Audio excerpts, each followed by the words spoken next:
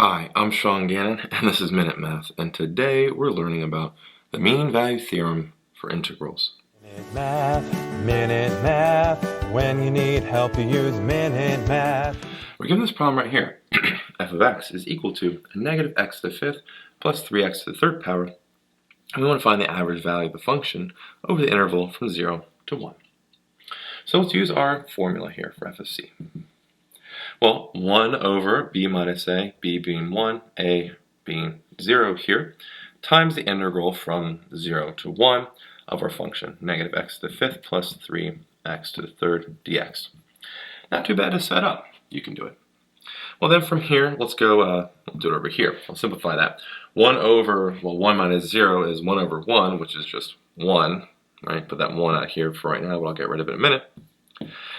And then we have to take the integral of our function here. Negative x to the fifth is a negative x to the sixth over 6 plus, and then 3x to the third is a 3x to the fourth over 3.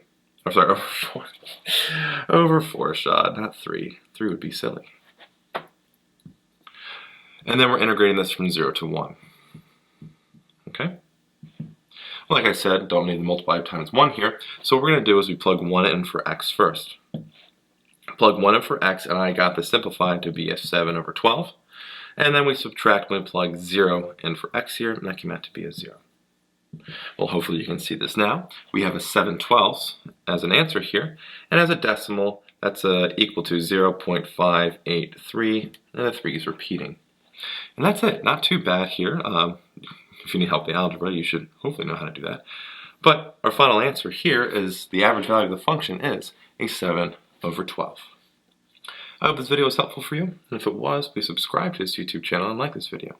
This helps us make more free math lessons for you and for everyone else. So as always, thanks for watching. Minute Math, when you need help you use Minute Math.